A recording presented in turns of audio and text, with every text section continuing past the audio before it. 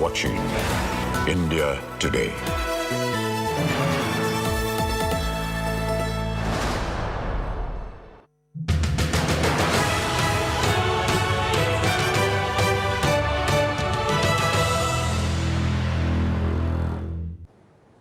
दिल्ली के बाहर आम आदमी पार्टी का विस्तार हुआ, पंजाब तक अब सरकार है आम आदमी पार्टी की, लेकिन इसके साथ ही देश की राजनीति में वार पलटवार का एक नया दौर शुरू हो गया।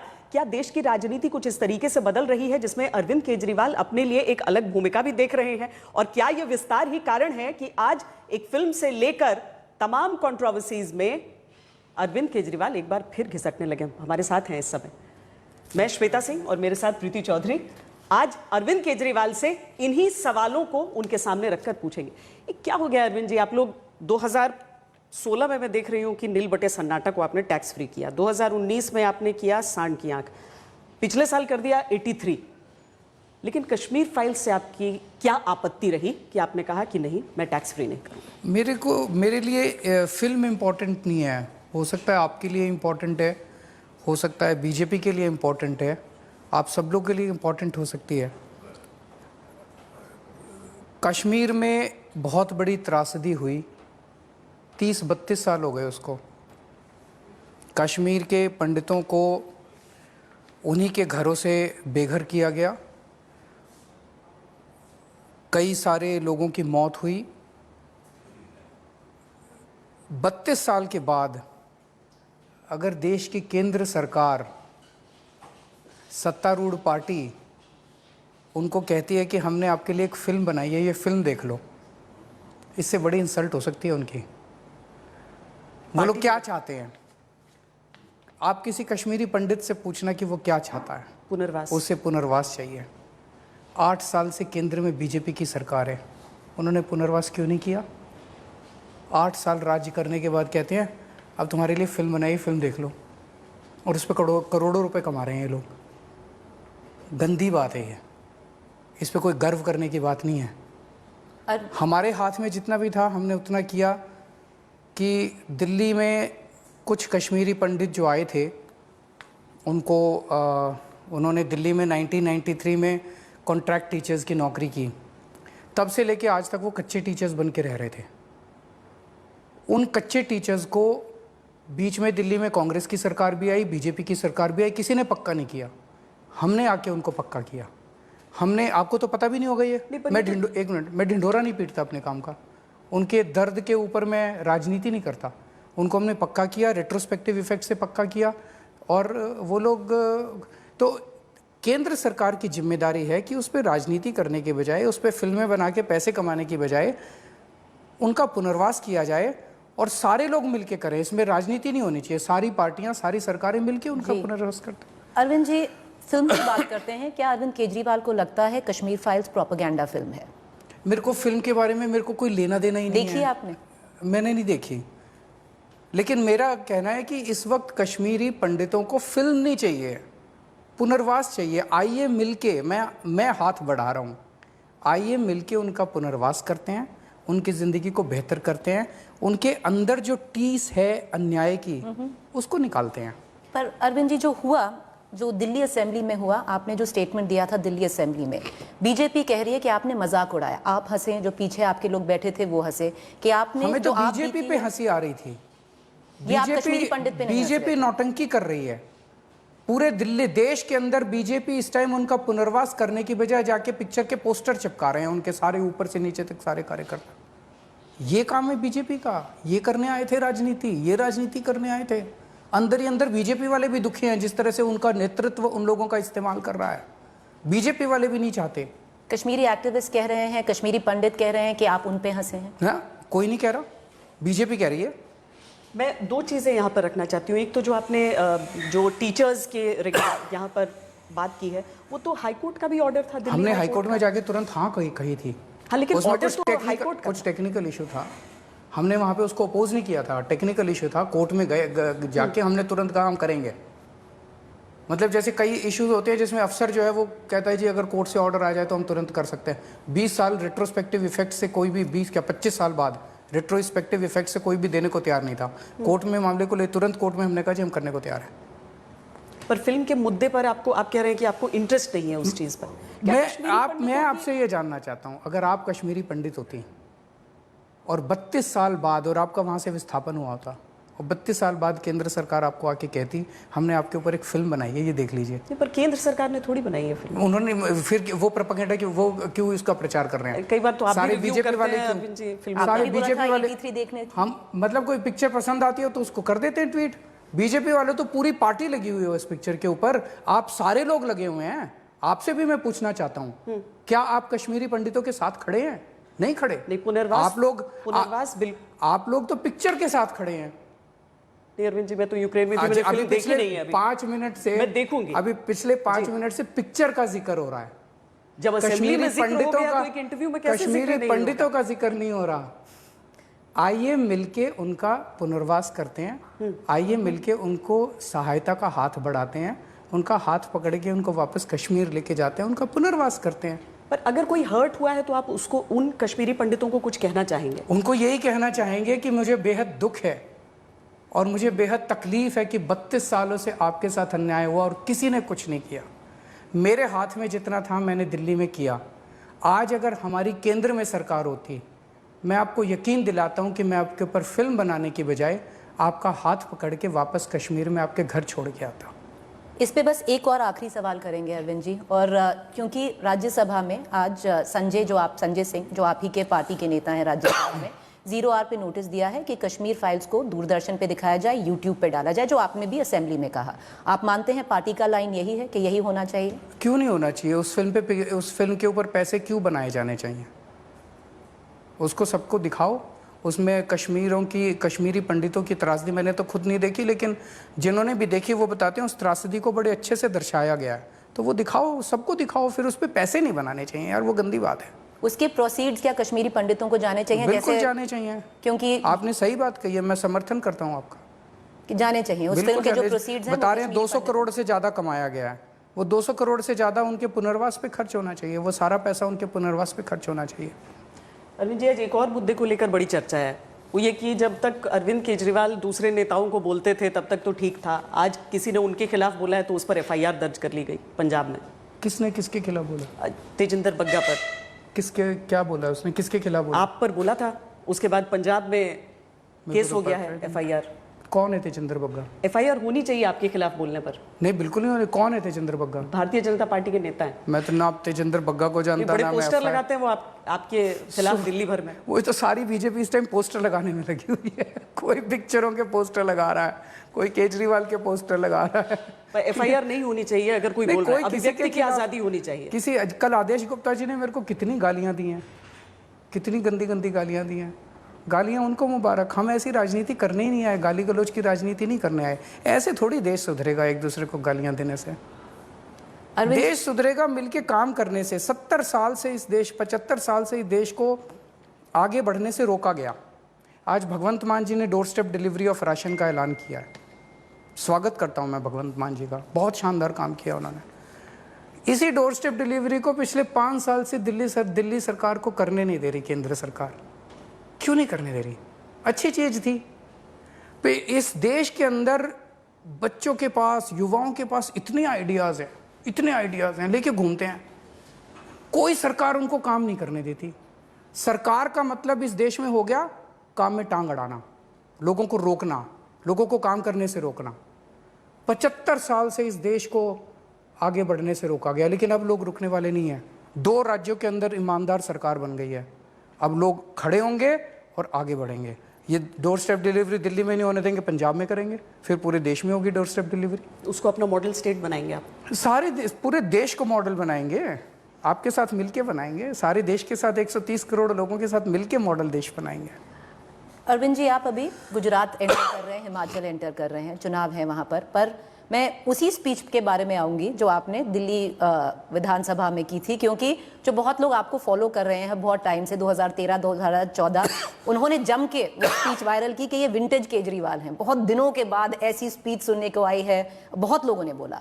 अब मैंने खुद रिसर्च किया है इस पर। पिछले 2 साल से अरविंद केजरीवाल ने नरेंद्र मोदी जी के खिलाफ डायरेक्टली उनका नाम लेते हुए कुछ नहीं बोला।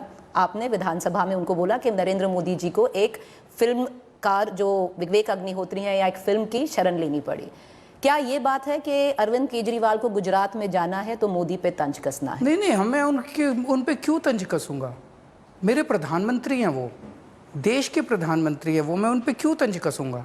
मुद्दों की बात है, जब मुद्दों की बात आएगी, अगर डोर स्टेप डिलीवरी हमें नहीं करने देंगे तो मैं तो अपने प्रधानमंत्री के पास ही जाऊंगा, मैं कहूँगा सर कर लेने दो, दिल्ली में हम डोर स्टेप डिलीवरी करना चाहते हैं। मोहल्ला क्लिनिक हमारे 2 साल तक रोके इन्होंने, मैं गया, रोया, गिड़गिड़ाया, करवा के ले आया। फिर सीसीटीवी कैमरे की फाइल इन्होंने 3 साल तक रोकी, मैं इन्हीं के पास गया, रोया, गिड़गिड़ाया, पैरों में पड़ा, करा के ले आया। मेरे को किसी से दुश्मनी नहीं है, मैं यहाँ बीजेपी के खिलाफ, कांग्रेस के खिलाफ, मोदी जी के खिलाफ, सोनिया जी के खिलाफ, राहुल गांधी जी, किसी के खिलाफ नहीं आया। मेरे सामने बस देश है। पर गुजरात आपके लक्ष्य पर है, आप इस जाएंगे गुजरात से अभी लोग आए थे, वो बता रहे थे क्या बुरा हाल हो गया वहाँ पे स्कूलों का, सरकारी स्कूलों का। वो कहते जी सरकारी स्कूलों से बच्चे को निकलवा रहे हैं लोग, 30 से कम बच्चे होते ही वो स्कूल बंद कर देते हैं।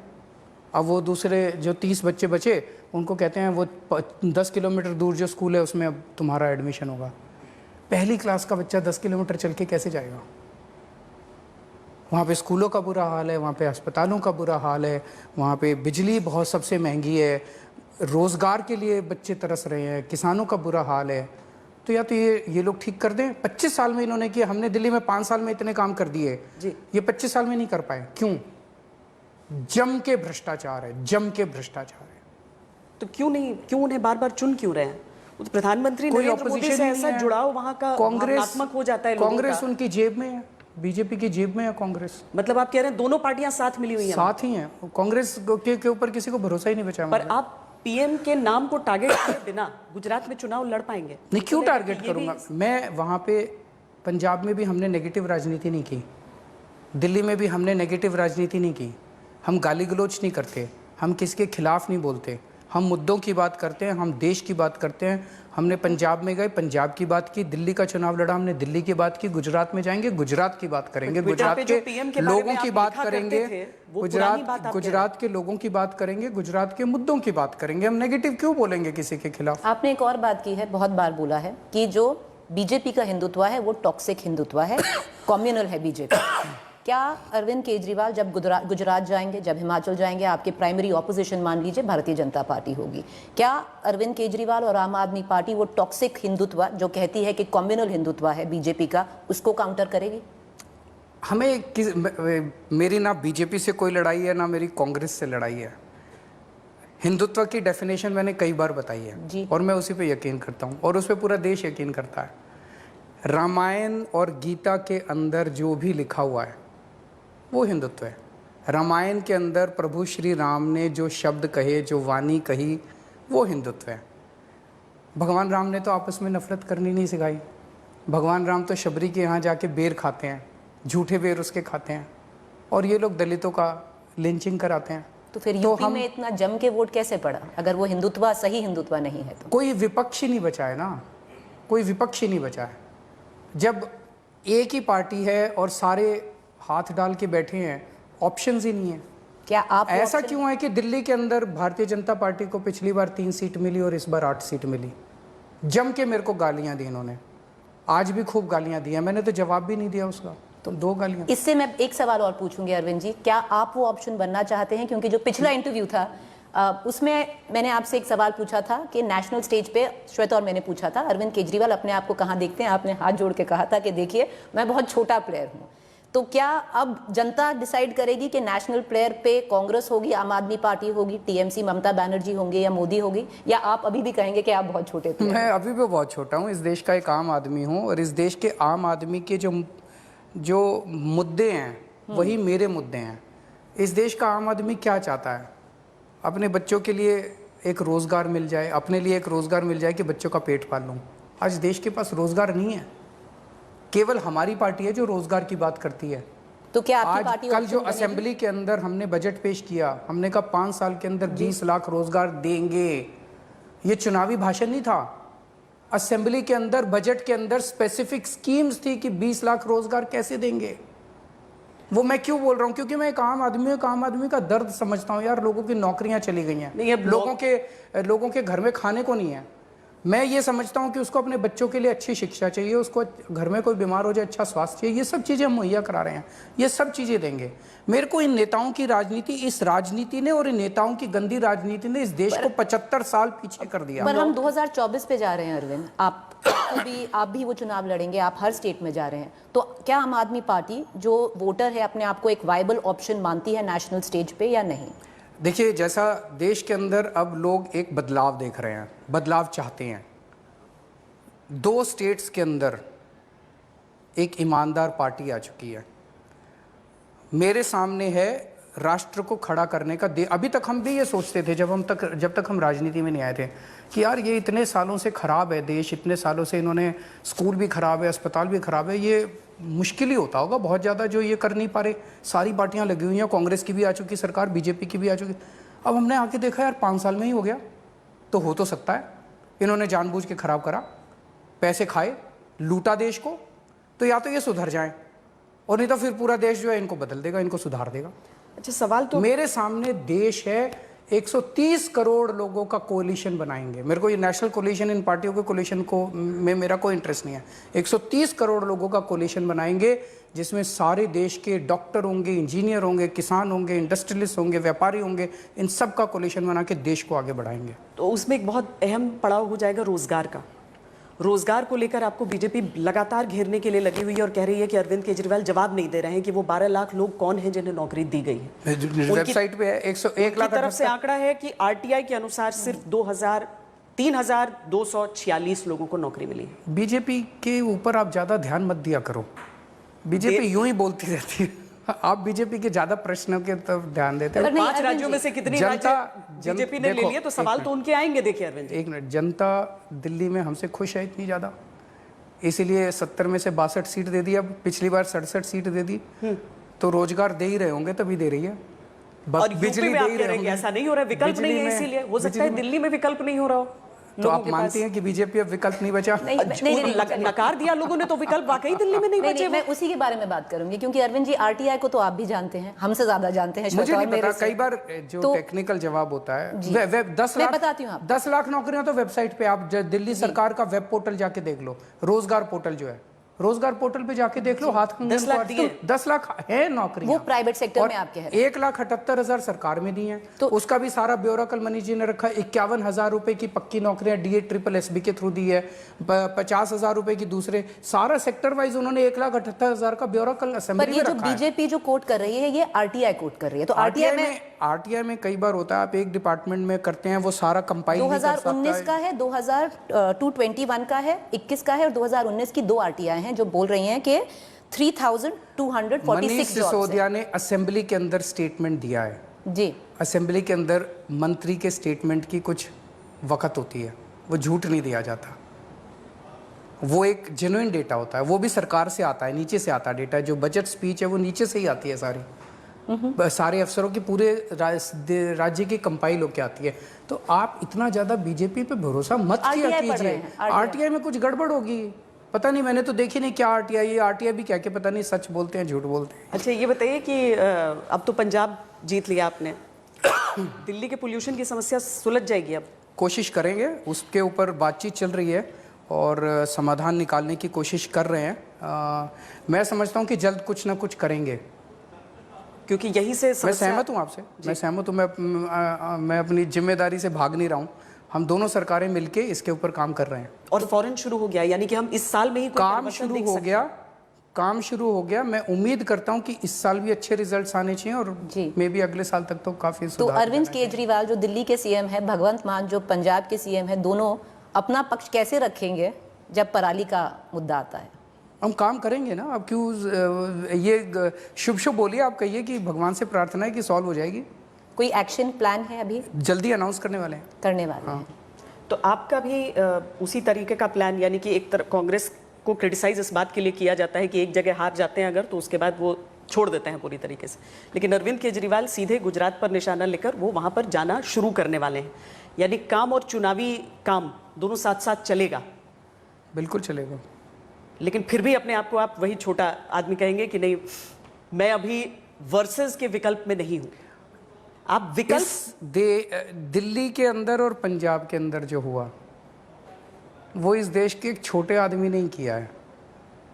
10 साल पहले मैं क्या था आप जानते थे? आपने सुना था अरविंद केजरीवाल का नाम? नहीं सुना था। एक आम आदमी हूँ। एक आम आदमी पे जनता ने भरोसा किया, और चूंकि मैं एक आम आदमी हूँ, लोगों की समस्याओं को समझता हूँ, इसीलिए लोगों की समस्याओं के ऊपर काम किया। 75 साल के अंदर, आप तो इतने अच्छे पत्रकार हैं, इतने सीनियर पत्रकार हैं, मेरे को बता दीजिए एक चुनाव के अंदर एक भी पार्टी ने कभी ये कहा हो कि तुम्हारे स्कूल बनवाऊंगा इसलिए वोट दे दो? कभी कहा है? तुम्हारे अस्पताल बनवाऊंगा इसलिए वोट दे दो? या ये कहो दिल्ली में स्कूल अस्पताल अच्छे कर दिए, आके देखो। पंजाब के अंदर मैंने जाके कहा था कि दिल्ली में किसी को भी फ़ोन कर लेना, केजरीवाल कैसा काम कर रहा है, और अगर वो कह दे अच्छा काम नहीं कर रहा तो वोट मत देना। कोई कह सकता है ऐसे? अच्छा, ये सुनिए चंडीगढ़ सुनिए में- सुनिए, ये बदलाव इस देश का आम आदमी कर सकता है, नेता नहीं कर सकते। नेताओं ने बर्बाद कर दिया देश को, इन पार्टियों ने बर्बाद कर दिया देश को, लूट लिया देश को, आगे नहीं बढ़ने दिया देश को, रोका इस देश को। अब नहीं रुकेगा देश, अब आम आदमी ने बागडोर संभाल ली है। जो चंडीगढ़ वाले मुद्दे को लेकर आप लोग नाराज क्यों हो रहे हैं कि केंद्रीय कर्मचारी उन्हें जो मुझे बताया गया है कि शायद 60% एम्प्लॉयज़ जो हैं चंडीगढ़ के, वो पंजाब सरकार से आते हैं, 40% हरियाणा सरकार से आते हैं। उनके ऊपर पंजाब सरकार के ही नियम कायदे लागू होते हैं। अब ये केंद्र सरकार ने कल पता नहीं क्यों घोषणा किया कि उसके ऊपर ये लागू होगा, केंद्र सरकार के कायदे लागू होंगे। आपको लगता है वो कंट्रोल कर लेंगे इसके जरिए? मतलब क्या ज़रूरत है इसकी? 0 सीट पाने के बाद आप पंजाब में हस्तक्षेप करने की क्या आपकी मॉरल अथॉरिटी है? वो कह रहे हैं यूनियन टेरिटरी है। हाँ, तो यूनियन टेरिटरी है तो इसका मतलब किसी की बपौती थोड़ी है यार, हमारे देश की है। यूनियन टेरिटरी है तो बीजेपी की है, ये क्या बात हुई? हमारे देश की है यार, हम हैं इस देश के लोग। केंद्र शासित तो क्या हुआ? केंद्र हमारा है, इस देश के लोगों का है, किसी की बपौती थोड़ी। वो कह देते हैं हमारे पास पावर है। अरे पावर तुमको देश की सेवा करने के लिए दी गई है, अहंकार करके देश के लोगों को लूटने के लिए और उन पे अत्याचार करने के लिए नहीं दी गई। कोई लॉजिक तो होगा कुछ भी करने का। दिल्ली में चुनाव टाल दिए इन लोगों ने, पावर है जी हमारे पास। अरे ये क्या पावर हो गई यार? आज भी कूड़े के पहाड़ में आग लगी पड़ी है वहां पे, कौन वो रोहिणी के पास जो पहाड़ है, वो आग लगी पड़ी है वहां पे कूड़े के पहाड़ पे। पूरी दिल्ली को कूड़ा कूड़ा कर दिया और चुनाव नहीं करा रहे। हमारे पास पावर है। अरे ये अहंकार से, अहंकार रावण का नहीं चला था, तुम्हारा अहंकार कब चलेगा? तो एमसीडी का चुनाव क्यों नहीं कराते ये लोग, बताओ? क्यों नहीं कराते चुनाव? एमसीडी का चुनाव अभी नहीं होगा, पर गुजरात का सुनने में आया जल्दी हो जाएगा। क्यों? सुनने में आ रहा है। पूछो उनसे क्यों कर रहे हैं ऐसे। गुजरात में जल्दी कराएंगे, दिल्ली में कराएंगे नहीं, ये क्या है? पंजाब बपौती बना रखी है देश की, ना कायदे मानेंगे, ना कानून मानेंगे, ना संविधान मानेंगे। पावर है हमारे पास। अरे ये अहंकार ठीक नहीं है यार। अहंकार, जनता से डरो, भगवान से डरो, ऊपर वाले से डरो। ऊपर वाला देख रहा है, किसी की नहीं चलती उसके सामने। पंजाब की बात करेंगे अरविंद जी।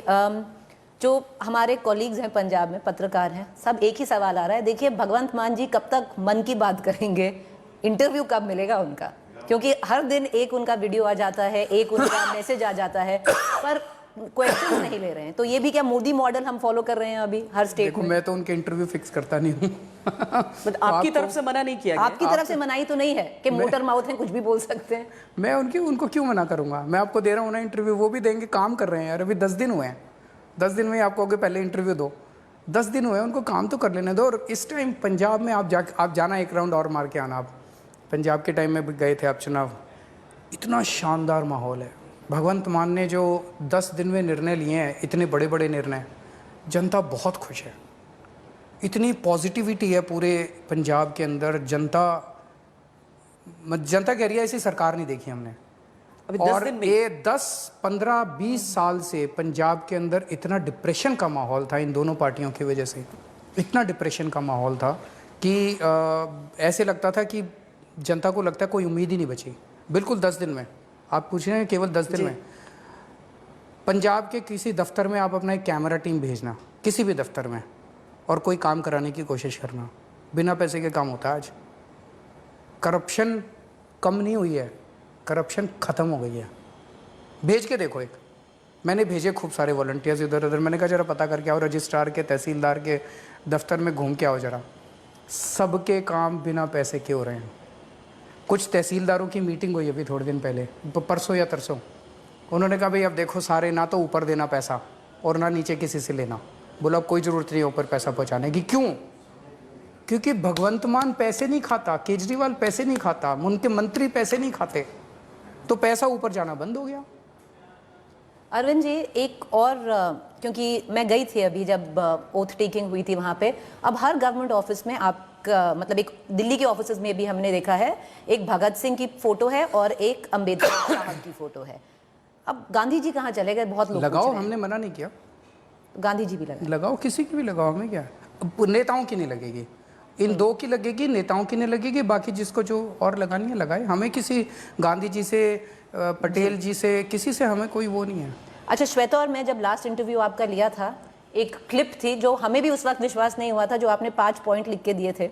अब हमें लगता है कि वो एक ऐतिहासिक डॉक्यूमेंट हो जाएगा, बहुत साल जो आगे जाएंगे। आपने लिख के जो भी दिया था 5 चीज़ें, अब मुझे तो याद है कि चन्नी जी दोनों सीट हारेंगे, वो हार गए, कि बादल सारी अपनी 5 सीट हारे थे, 4 में से तो 5 तो हार ही गए, और चन्नी साहब कितना 50,000 के ऊपर वोट से जीतेंगे, भगवंत मान, सॉरी, हाँ, कि वो भी हो गया। तो अब भविष्यवाणी जो अरविंद केजरीवाल ने भविष्यवाणी नहीं थी, हम सर्वे कराते थे और सर्वे के बेसिस पे जो हमारे को फीड वो आ रहा था, उसी के बेसिस पे। तो ऐसा नहीं है कि माता आपके रात में आपके सपनों में आके बोली थी कुछ? नहीं, बिल्कुल नहीं। और ऐसा भी नहीं कि मैंने कोई जोक मारा था, बड़ी जिम्मेदारी के साथ लिखा था। कुछ और लिख के देंगे हमें आज? अभी नहीं, उसका आखिरी इतना ही लिख के देंगे कि हमारे देश का भविष्य बहुत उज्जवल है और मेरा सपना है भारत को दुनिया का नंबर 1 देश देखने का, और मेरा सपना है कि मेरी ज़िंदगी में ही मैं भारत को नंबर 1 देश देख सकूं। मेरे को इस राजनीति से कोई मतलब नहीं है, इन पार्टियों से कोई मतलब नहीं है। इन्होंने 75 साल में देश का बेड़ा गर्क कर दिया। अब उम्मीद इस देश में एक ही है, इस देश का आम आदमी। क्या अरविंद केजरीवाल का सपना है कि वो भारत का भविष्य हो?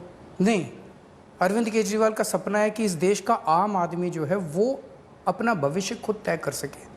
हमारे देश में बहुत ज़्यादा टैलेंट है, बहुत ज़्यादा टैलेंट है, उसको एक मौका दिया जाए और उसको थोड़ा सा सपोर्ट सरकार से दिया जाए, और सरकार जितना कंट्रोल करती है, जितना अड़चने अड़ाती है, वो बंद हो जाए।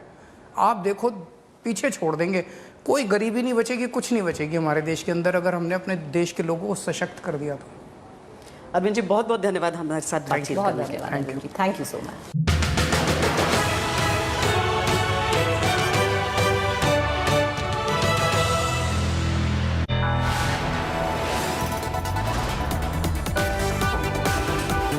You are watching India Today.